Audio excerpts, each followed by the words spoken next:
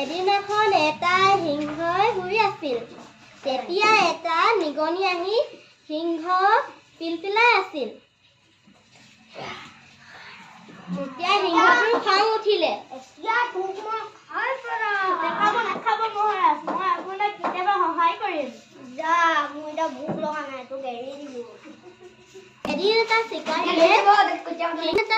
এদিন এটা চিকাৰীয়ে সিংহ মহাৰাজক ধৰিবলৈ জাল পাতি থৈছিল।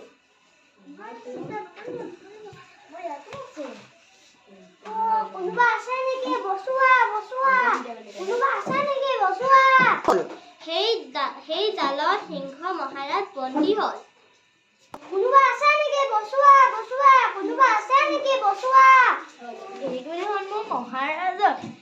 মহাৰাজৰ মাত।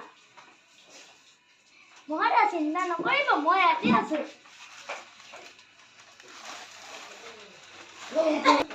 ধন্যবাদ, তুমি মোক সহায় কৰিলা। মই এতিয়া বুজি পালো যে সৰুৱে ডাঙৰক সহায় কৰিব পাৰিব আৰু আজিৰ পৰা তুমি মোৰ বন্ধু।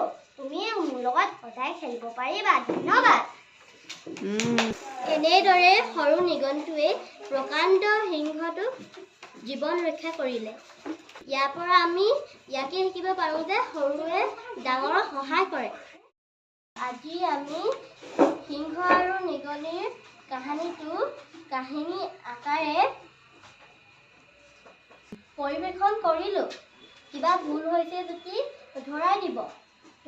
নমস্কাৰ, মোৰ নাম শ্ৰী সমীৰ চৌতাল। মই পঞ্চম শ্ৰেণীত পঢ়োঁ। নমস্কাৰ, মোৰ নাম শ্ৰীমতী ময়ূৰী বৰুৱা। মই চতুৰ্থ শ্ৰেণীত পঢ়োঁ। নমস্কাৰ, মোৰ নাম শ্ৰী অনিৰ্বাণ শইকীয়া। মই পঞ্চম শ্ৰেণীত পঢ়োঁ। নমস্কাৰ, মোৰ নাম শ্ৰী অমিত বাৰী। মই চতুৰ্থ শ্ৰেণীত পঢ়োঁ। ধন্যবাদ।